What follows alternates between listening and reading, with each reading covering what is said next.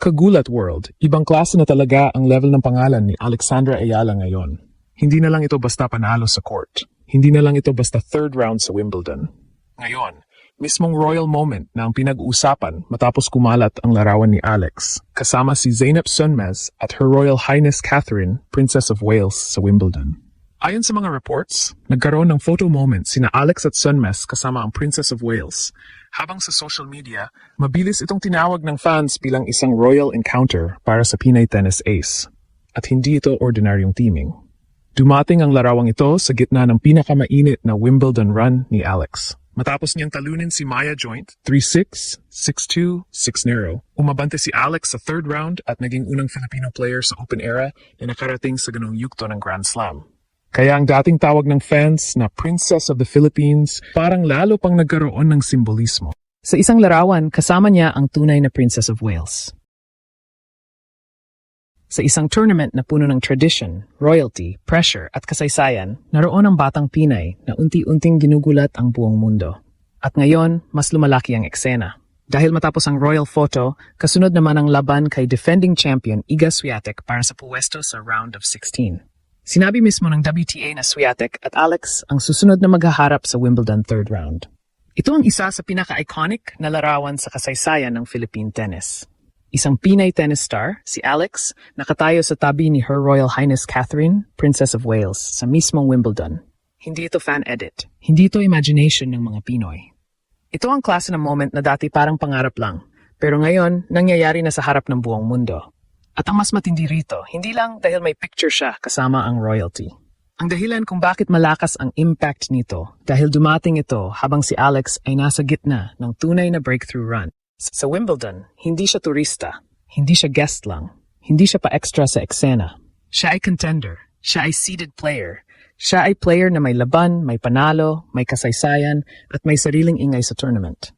Kaya noong lumabas ang photo ni na Alex, Zeynep Sonmez at Princess of Wales, parang sumabog ang simbolismo. Si Alex na matagal nang tinatawag ng maraming fans bilang Pinay Princess, biglang may larawan kasama ang tunay na royal figure ng Wimbledon tradition. Sa caption pa mismo ng post, makikita ang excitement. So honored to have grabbed a pic with Her Royal Highness. Simple lang ang linya, pero malalim ang dating sa mga Pinoy fans.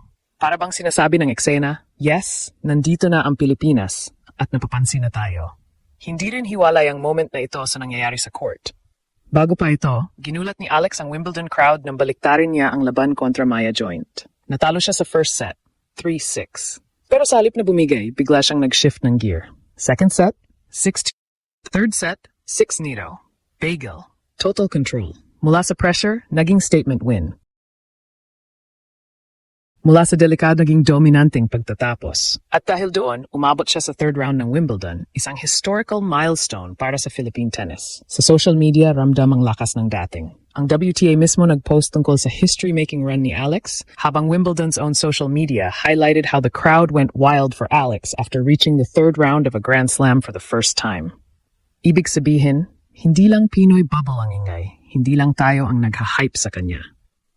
Ang mismong tennis world, unti-unting nakatingin. At ngayon, nadagdagan pa ng royal moment. Si Catherine, Princess of Wales, ay longtime Wimbledon patron at kilala sa regular presence niya sa tournament. Ngayong 2026, iniulat din na dumalo sa early rounds ng Wimbledon, suot ang blue pantsuit at nakibahagi sa tournament engagements habang nanonood din ng match. Kaya ang larawan kasama si Alex ay hindi ordinary celebrity photo. Sa Wimbledon culture, ang royal presence ay bahagi ng prestige ng tournament. Kapag ang isang player ay naiugnay sa ganitong eksena, lalo na habang gumagawa ng kasaysayan, ibang level ang visibility. Para itong global stamp na nasa main stage ka na. At ngayon, hindi pa tapos ang kuwento. Dahil ang susunod kay Alex ay walang iba kundi si Iga Swiatek, defending champion, multiple Grand Slam winner, at isa sa pinakamalaking pangalan sa women's tennis. At maghaharap sina Swiatek at Alex para sa spot sa round of 16. Isipin ninyo ang narrative. Si Alex ang unang Pinay na gumagawa ng ganitong kasaysayan sa Grand Slam. May royal photo kasama ang Princess of Wales. Tapos ang kasunod, laban sa defending Wimbledon champion. Parang pelikula. Parang sinulat talaga para sa pinakamalaking stage. At ang pinaka-nakakagulat, bagay na si Alex rito. Dito mas lalong lumalalim ang kuwento. Dahil sa Wimbledon, hindi lang raketa ang labanan. Prestige ito. Tradition ito. History ito. Kapag nasa All England Club ka, bawat galo, bawat panalo, bawat larawan, may bigat. Kaya nung lumabas ang photo ni Alex, kasama si Her Royal Highness Catherine Princess of Wales, hindi lang ito cute na celebrity moment. Para sa Pinoy fans, parang confirmation ito na ang dating pangarap lang ng Philippine tennis, ngayon nasa Royal Corridor na ng pinakamalaking tennis stage sa mundo. Ang dating Alex na sinusubaybayan lang ng mga Pinoy sa juniors, qualifiers, at smaller tournaments, ngayon nasa Wimbledon spotlight na. Hindi na siya naghahabol ng attention. Siya na mismo ang hinahabol ng attention. At ang mas nakakabilib, hindi siya napunta sa eksenang ito dahil sa hype lang. Napunta siya rito dahil nananalo siya, dahil lumalaban siya, dahil gumagawa siya ng kasaysayan. Matapos talunin si Maya Joint sa second round, 3-6, 6-2, 6U, naging unang Filipino player si Alex sa Open Era na nakarating sa third round ng isang Grand Slam. Hindi biro ang paraan ng Natalo sa first set pero imbes na ma-pressure, lalo pang bumangis. Pagdating ng third set, halos wala nang ibinigay. 6-0. Isang statement. Isang sagot sa lahat ng nagdududa kung kaya ba talaga ni Alex sa grass court at sa pinakamalaking entablado. Kaya ang royal photo ay hindi lang basta photo. Teaming ang nagpapalakas dito. Habang gumagawa si Alex ng historical run, bigla siyang napunta sa frame kasama ang Princess of Wales. Sa mata ng mga fans, lalo itong nagbigay ng cinematic na dating. Parang Pinay Princess meets real royalty. At kahit symbolic lang iyon, malakas ang dating sa audience. Dahil sa sports, mahalaga ang image, mahalaga ang moment, mahalaga ang eksenang madaling tandaan ng tao. At ito mismo ang klase ng image na hindi basta nawawala sa isip ng fans. Sa social media, mabilis ding umikot ang photo. May mga posts mula sa Philippine outlets na tinawag itong royal encounter, habang may tennis communities din na pinag-usapan ang larawan ni Alex, Zeynep Sonmez at Catherine, Princess of Wales. Ibig sabihin, hindi lang local Pinoy fanbase ang nakapansin. Umabot ito sa wider tennis conversation.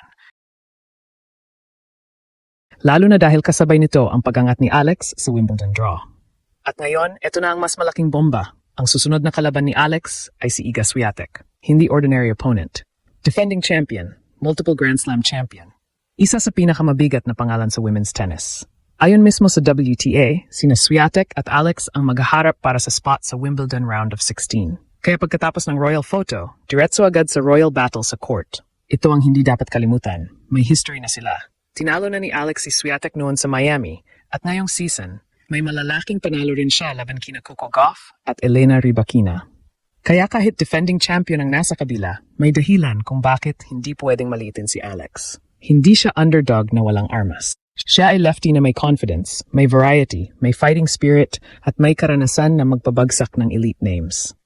Ito ang dahilan kung bakit nakakakilig ang buong setup.